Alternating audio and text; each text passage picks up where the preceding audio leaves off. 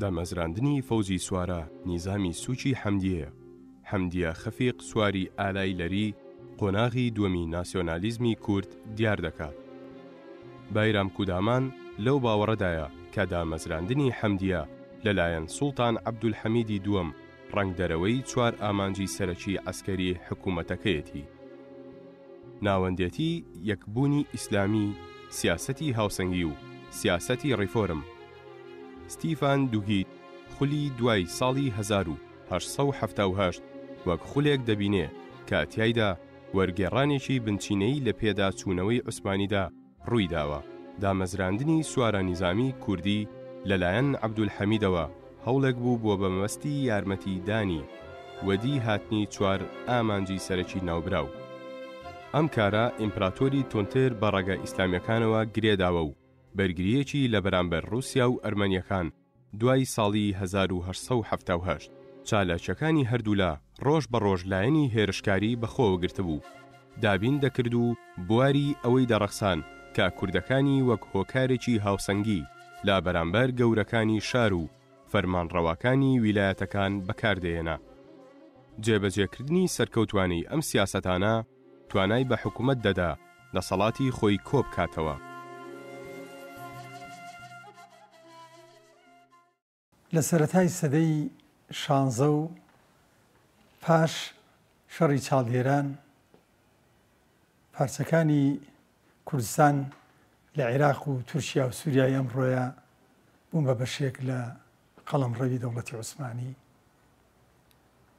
ئەم زەمانە مەولانە ئیدریسی بدلیسی هەوڵەشی زۆریە لە سەردەمی سوڵتان سەلیمە بۆ ڕێخستنی کاروباری خێڵات و هۆزە کوردیەکان بە هەوڵی ئەو حکوومەتی عوسمانی ددانینا بە نزیکەی 40 حکوومەتی خۆجێی و میرایەتی و دەسەڵاتی ناوچەیی کوردیە.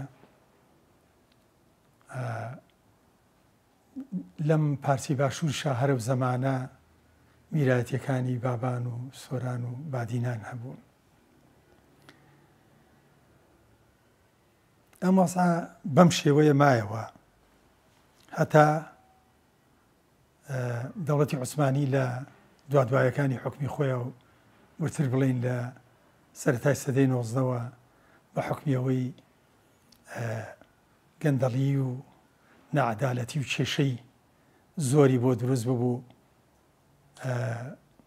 تەنزیماتی ڕاگەیان لە چوارچێبەر ڕێخستنەوەیشی تازەی کاروباری ویلایەتەکانی دەوڵەتی عوسمانیە و هەرە زەمانەش بریاردرا کۆتایی بە هەموو میرایەتە کوردیەکان بهێنرێ بەرودا میرایەتەکانی بدرخان و سۆران و بابان کۆتاییان پێهاتووە. توانین بڵێن لە ساڵی 1950ەوە دەسەڵاتی میرایەتە کوردیەکان کۆتایی هات. سەبارەت بە مێژووی سەرەڵدانی سوارەی حەمیدیە جارێ ناودێرکردنەکەی دیارە ئەگەڕێتەوە بۆ سوڵتان عەبدولحەمیدی دووەمی عوسمانی و لە کۆتایی سەدەی 19 پاش ئاڵۆزبوونی بارودۆخی دەوڵەتی عوسمانی چاوتێبڕینی وڵاتانی زلهێزیە و سەردەمە بەریتانیا، فەرەنسا، رووسیا و ناودێرکردنی دەوڵەتی عوسمانی وەکو پیاوە نەخۆشەکە کە هەموو ئەوانە دەوڵەتانی زلهێز چاوتێبڕینیان هەبوو بۆ ئەوەی مڵکوماڵی و دەوڵەتە دابەشکن لە نێوان خۆیانە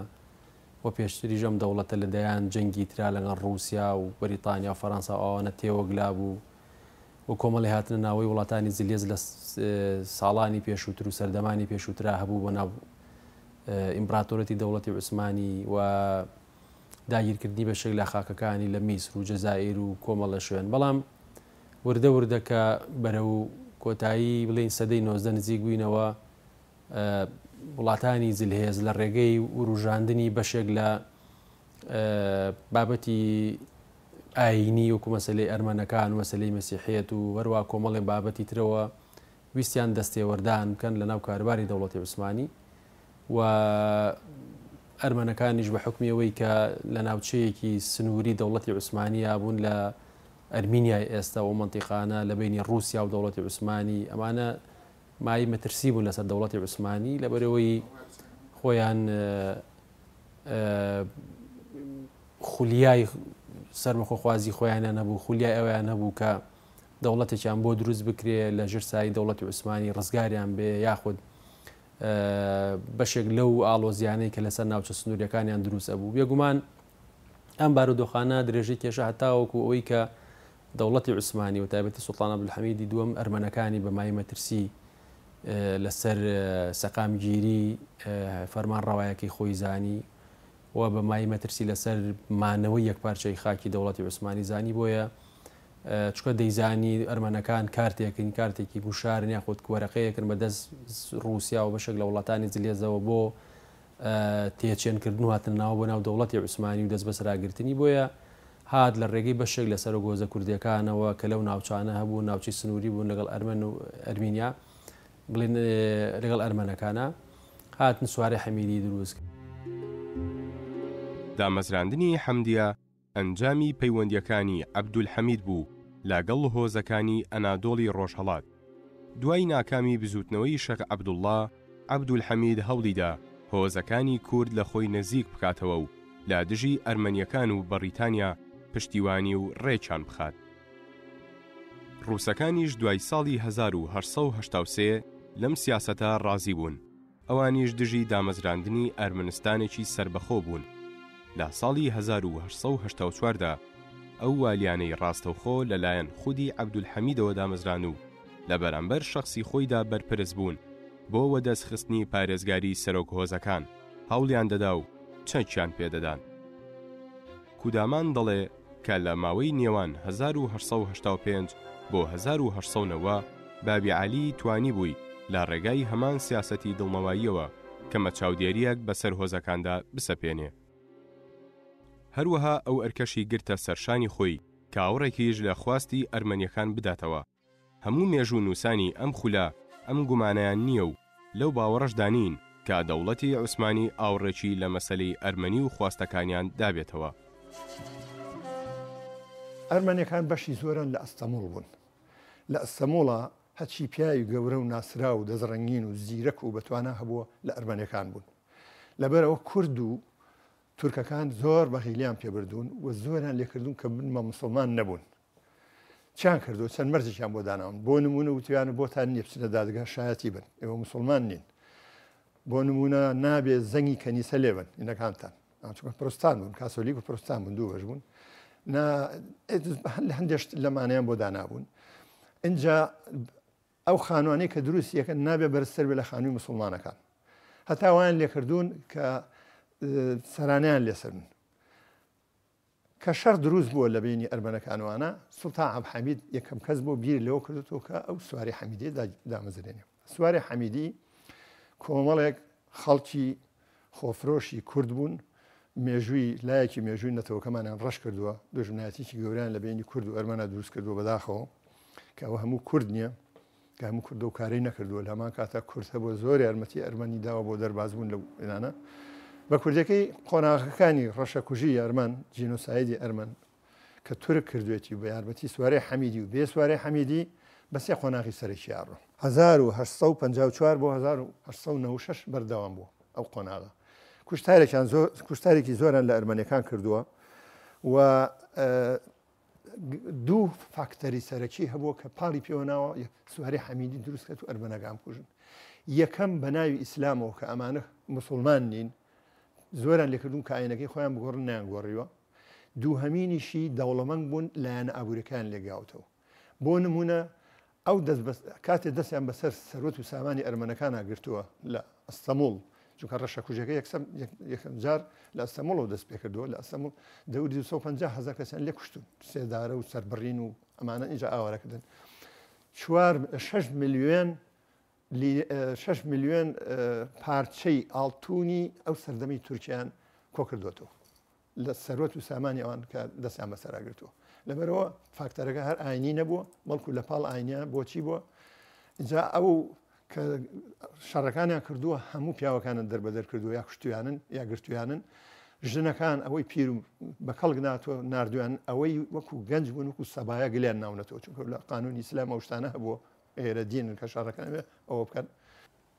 دەوڵەتی عوسمانی ڕاستیەکەی لە سەدەی 90 وردە بەتابەتی لە نیوەی دووەمەوە وردە لە بەریەک هەڵەوشانە چوو زۆر لە ویلاتەوە و ناوچانەی کە لە ژێر دەستیا بوو وردە لێ ژیابوونەوە سەر بەخۆی خۆیان ڕاگەیان و دەوڵەتەکە توانین بڵین بێهێز ببوو و کێشەی ناوخۆیی زۆر بوو بەتابەتی ئەرمەنەکانیش لە ساڵی 1950 بەدواوە چالاشی سەر بەخۆی خوازی خۆیان دەست پێ کرد و بوون بە سەرێشە بۆ دەوڵەتی عوسمانی. دیارە بیر لەم مەسەلەیە کراوە موشیر زەکی پاشا کە زاوای سوڵتان عەبدولحەمیدی دووەم بوو ئەو بیری لەوە کردەوە کە بۆ جێڕانەوەی جۆرێک لە هاوسەنگی بۆ ناوچە کوردنشینەکان پێشنیاری پێکهێنانی سوارەی حەمیدی کرد بە ناوی حەمیدیە خەفیف سەواری ئاڵایلەری واتە فەوجە سوکەڵەکانی سوارای حەمیدی و سوڵتانیش ڕەزامەندی لەسەرەوە دەربڕی وردە ئیتر موشیر زەکی پاشا خۆی بە ناوچە کوردیەکانە ئەگەڕاوە قەنەعەتی بە سەر و خێر و سەرکۆزەکانە کرد بۆی بێنە ناو ئەم دەستگا تازەی دەوڵەتی عوسمانیەوە لە کاتێکە ئەم دەستگای بەڕاستی دەستگایشی زۆر دواکەوتوو بوو بە بەراورد لەگەڵ هێزی نظامی دەوڵەتی عوسمانی کاوانە مەشق پێکراوە بوون ئەفسەری دەرچووی مەکتەبی حربیە سەرکرداتیانەکردن بەڵام ئەم هێزانە هێزی ئەتوانی وڵی خێڵەکی بوون سەر و خێڵەکان دەوری گرنگیان تیابینین. دامەزراندنی حەمدیە تەنیا و تەنیا بە مەبەستی بەکارهێنانی کوردان لە دژی ئەرمەنیەکان نەبوو. کودامان و دووگیت لەو باوەڕەدان کە دامەزراندنی حەمدیە دەبێ بخرێتە چوارچێوەی ئامانجە ئەستراتیژیەکانی سیاسەتەکانی عەبدولحەمیدیەوە کە گرنگترینیان بریتی بوو لە جێگرکردنی دەسەڵاتی ناوەندی و خوڵقاندنی هاوسەنگێکی نوێ و کۆمەڵایەتی سیاسی. لەلایەنی کاریگەرترکردنی حکوومەتیش لە ئەنادۆڵی ڕۆژهەڵاتدا بەکارهێنانی هێزی هۆزەکان بۆ مەبەستی عەسکەری سوودوەرگرتن لەم سوارە نیزامە دژی ئەرمەنەکان و دروستکردنی هەوسەنگی هێز بەلایەنی کەمەوە هێزی عەسکەری دابینکردنی پارێزگاری لە بەرامبەر هێرشی رووسیا و ڕێگاگرتن لە دەسەڵاتی بەریتانیا لە ئەنادۆڵی ڕۆژهەڵات یاخود کەمکردنەوەی دەنگی ئەم دەسەڵاتە و سەرنجام جێبەجێکردنی سیاسەتی پان ئیسلامی. هەموو ئەم ئامانجانە لەگەڵ گۆڕینی بنچینەی سیاسەتی عوسمانی بۆ دروستبوونی یەکبوون لە نێوان موسڵمانان دەگونجان. حەمدیە و کوردەکان بەشێک بوون لەم سیاسەتە. سەرباری ئەو ئامانجە جۆرە و جۆرانەی عوسمانی بە هیوا بوون بە دامەزراندنی حەمدیە وەدییان بهێنێ. حەمدیە ڕاستەوخۆ لە بەرامبەر چالاکیدا ڕۆژ بە ڕۆژ زیاتر بۆوەکانی ئەرمەنیەکان لە ساڵی 1991 دامەزرا بەڵام لە ساڵی 1991دا عەبدولحەمید 13 ساڵ بوو لەسەر تەخت بوو. ئەگەر حەمدیە هۆکارێکی ئەوەنە گرنگ بوو بۆ ریفۆرمەکانی بۆچی پێشتر دانەمەزرا بوو؟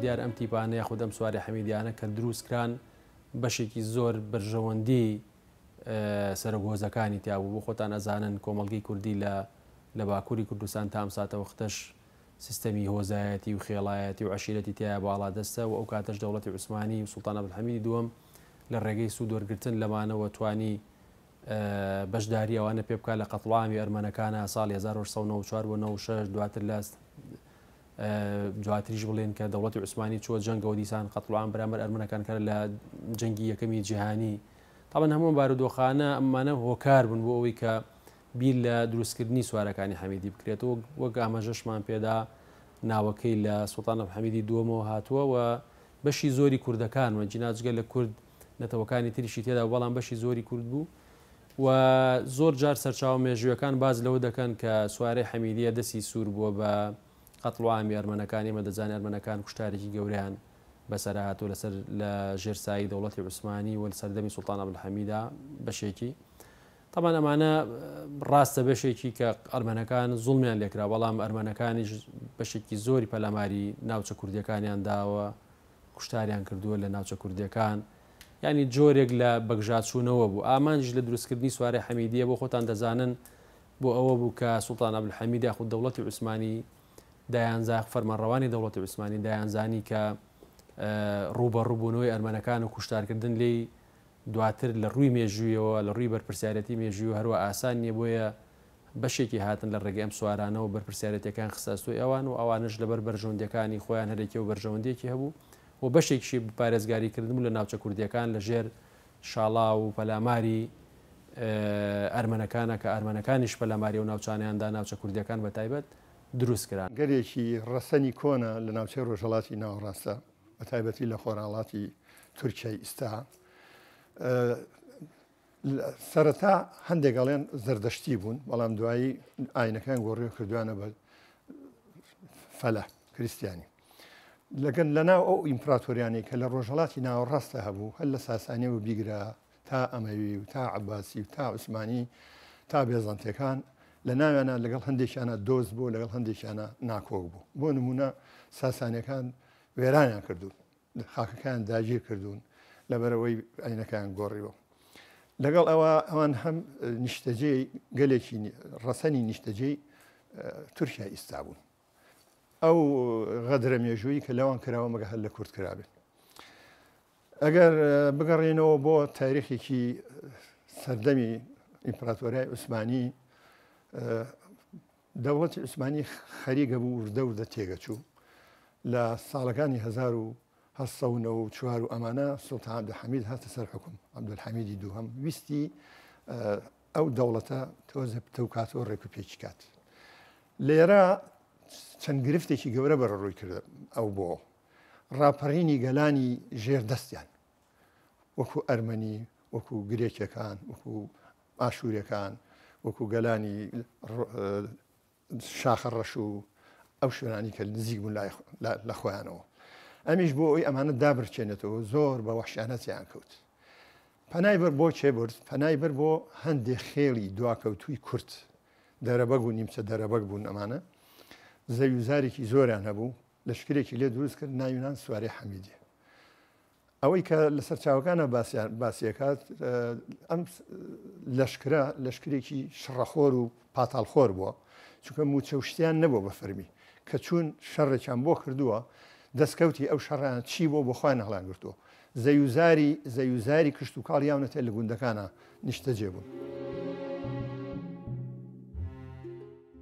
بڕیار بوو ئەم فەوجانە لە ژێر فەرماندەیی مشیرزەکی پادشادا بن کە مێردی خوشکی عەبدولحەمید بوو فەوجێک لە 4 بەتالیۆن کەمتر و لە 6 زیاتر نەبێ و هەر فەوجێک بەلایانی کەمەوە 512 و لایەنی زۆر 1152 کەس بێ هۆزە گەورەکان دەیانتوانی نەفەری یەک فەوجی تەواو ئامادە بکەن هۆزە گچکەکانیش دەیانتوانی بەتالیۆنێک پێک بهێنن فەوجەکان حەقیان نەبوو تەنیا بە فەرمانی فەرماندەیی گشتی نەبێ تێکەڵ یەکتر بن لە کاتی شەڕدا بڕیار بوو هۆزەکان ژماری خۆیان بە تایبەتی پیاوانی تەمەن لە نێوە 70 و 40دا بدەنە وەزارەتی ناوخۆ ئەفسەرانی فەوج دەنێردرانە خوێندنگای تایبەتی لە ئەستانبۆڵ حەمدیا سواری مەکتەبی لە بارێکدا کوردێک دەیتوانی تاپلەی سەرهەنگی بەرز بێتەوە دەبوایە یارمەتی دەرەکەی ئەفسەری ڕەسمی سوپا بێ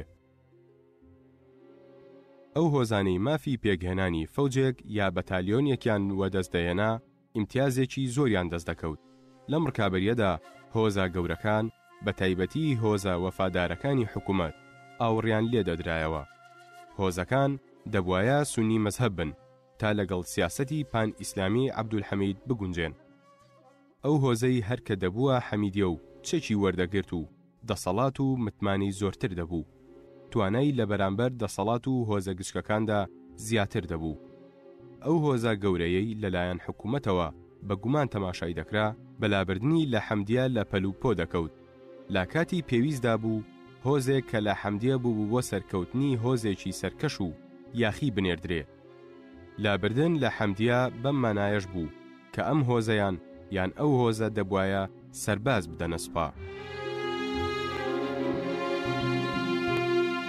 دەوڵەتی عوسمانی لەم هەنگاوەیە کۆمەڵێک ئامانجی هەبوو یەکێکیان ئەو بوو کە ئەویست دەسەڵاتی حکوومەتی مەرکەزی بژێڕێتەوە بۆ ناوچەکانی کوردەواری هەم دەسەڵاتی ئاغا و دەرەبەکەکان و هەم شێخانی تەریقەت کەم بکاتەوە کە ئەوانە ببوون بە جێگرەوەی دەسەڵاتی میرایەتیە کوردیەکان.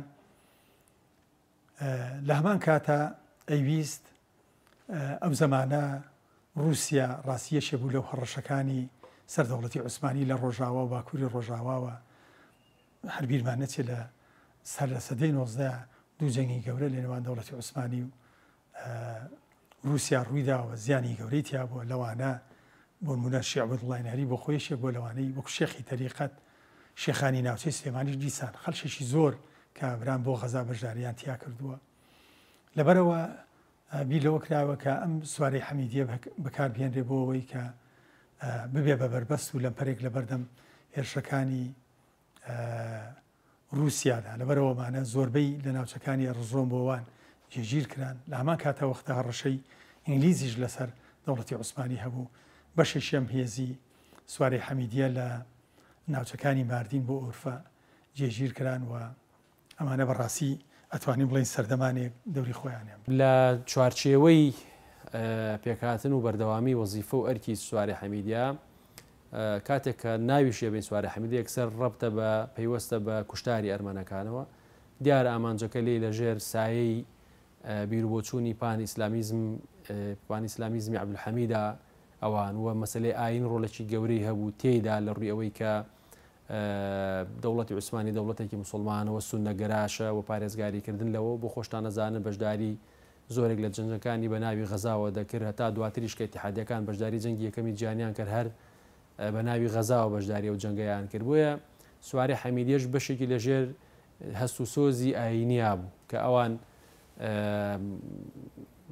سەر و گۆزە کوردیەکانیان هان دەدا کە ئەرمەنەکان دەیانێت ئەو مەنتیقانە بکەن بە مەسیحی و مەترسی ئاینی هۆکارێکە بۆ ئەوەی کە بتوان پارێزگاری لە خۆتان کەن. بەڵام ئامانج لە دروستکردنی سوارەی حەمیدی بە پوختی پارێزگاریکردنی ئەو سنوورانە بوو بە هێزی نانیزامی. دیارەم ئەم سوارەی حەمیدی هێزی نانیزامی بوون. دەوڵەتی عوسمانی خۆی سوپای نیزامی هەبوو سەرباری کەم و کورتیەکانی و مۆدیرن نەبوونی بە بەراورد بە سوپای وڵاتانی زلهێز و ئەوروپا. بەڵام ئەم هێزانە هێزی ناحکومی بوون، هێزێک بوون کە لە عەشایرەکانی ئەو مەنتیقانە عەشایرە کوردەکان دروستکران لە سەرگۆزەکان بەشێکی زۆر لە سەرگۆزەکان بەشداریان تێدا کرد و ژمارەکەیان زۆر بوو بە چەند تیپێک دابەش کرابوون هەرێکە و ئەرکی پاراستنی شوێنێکی پێسپەردرا بوو. ئەمانە تا ڕادەیەک بڵێن بەشێک لە زانیاری گشتی بوون سەبارەت بە سوارەی حەمیدیە ناودێرکردنی زەمینی سازی دروستبوونی هۆکاری دروستبوونی ئامانجەکانیان وە تێڕوانینی عەبدولحەمید بۆ دروستکردنی سوارەی حەمیدیە سوودوەرگرتن بوو لە ڕەگەزە ناتورکەکان بە تایبەتی لە کورد بۆ بەگژاتچوونەوەی ئەرمەنەکان کە هەمیشە و کارتێکی فشار و وەرەقەیەک دەبینی بە دەسەڵاتانی زلێزەوە بۆ دەستێوەردان لە کاروباری دەوڵەتی عوسمانی. ئەمە یەکەمین جار بوو کە داوا لە هۆزەکانی کورد دەکرا لە هێزەکانی عوسمانیدا بە ناچاری لە کوردستان خزمەت بکەن. ئەم سەربازگرتنە کە هاوکاتی دامەزراندنی فەوجی حەمیدیە جێبەجێ دەکرا مەیل و حەزی هۆزەکانی بۆ چوونە نێو حەمدیە زیاتری دەکرد. حەمدیە دوای دامەزراندنی لە دوو بەرەدا بەکارهێنران.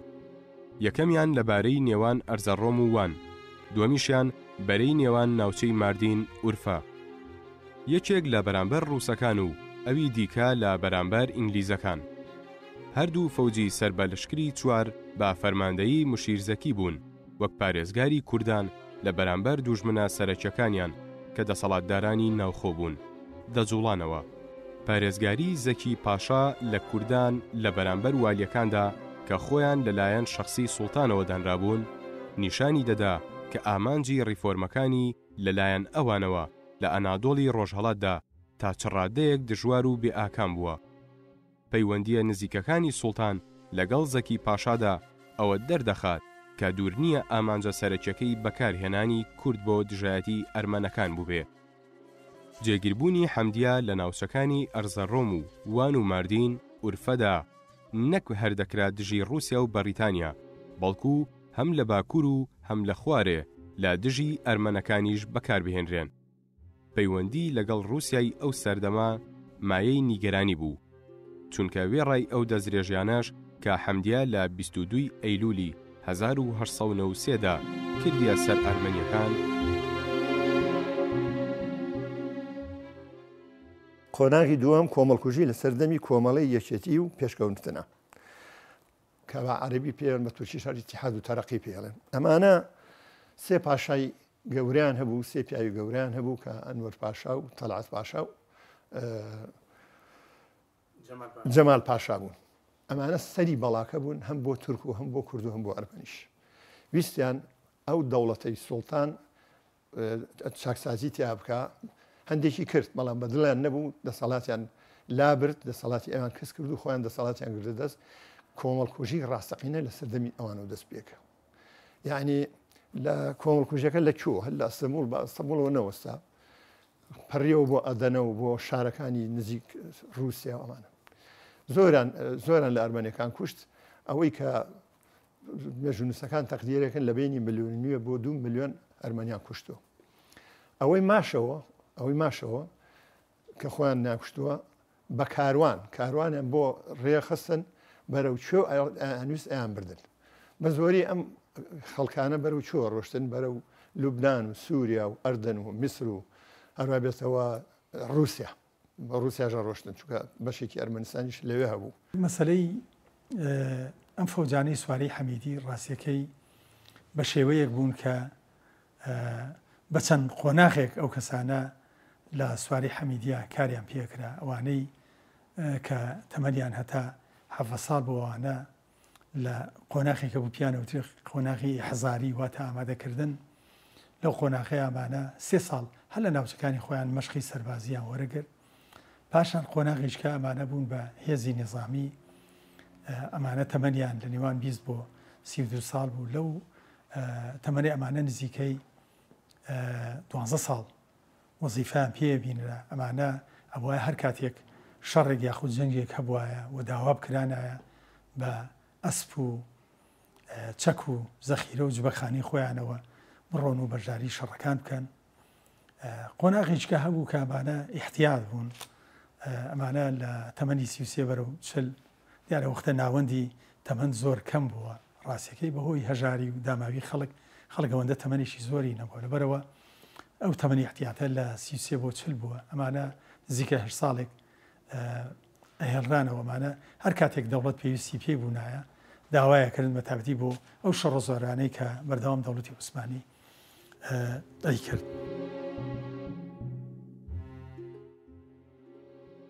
کۆکردنەوەی خەڵک بۆ دامەزراندنی ئەم فەوجانە هەر بەردەوام بوو. لە ساڵی 1895دا حەمدیە 57 فەوجی هەبوو. هەر کاتێ 512 کەس بە کەمترین و 1152 کەس لە زیاترینیان بوو. بە زۆرترین ژمارەی فەوجێک لە بەرچاو بگرین بەم مانایە کە بەلایەنی کەمەوە 29184 و بەلایەنی زۆرەوە 65646 کورد لە حەمدیەدا خزمەتیان کردووە. هەر کاتێ ناو کۆی نەفەری هەر فەوجێک بە 832 لە قەڵم بدەین ژمارەیان دەبێتە 47000 کەس و هەمووشیان باش چەکدار ببوون. لە ساڵی 1896دا دوا بەدوای تونتربوونی چالاکی شۆڕژگێڕانەی ئەرمەنیەکان حەمیدیە بۆ ڕوبەڕووبوونەوەیان نێردرا و ئەنجامی ئەم کارە کوشتار و خوێن ڕژانێکی زۆری هەردوو لابوو. لە هەندێک شوێندا ئەرمەنەکان ڕەشە کوشکران. ئەم ڕووداوانە لە ساڵی 1970ەوە ئەو پەڕی دژایەتی و بەدگومانی نێوان ئەرمەنەکان و کووردە. ئەم بێنەوبەرەیە شێوەی شەڕی ناوخۆی بەخۆوە گرت. کاتیایدا عوسمانیەکان کوردەکانیان دەپاراست و ڕووس و ئینگلیزەکانیش پشتیوانی ئەرمەنیەکان بوون. ئەم ململانەیە کوشتار و خوێن ڕژانێکی زۆرتری لێکەوتەوە.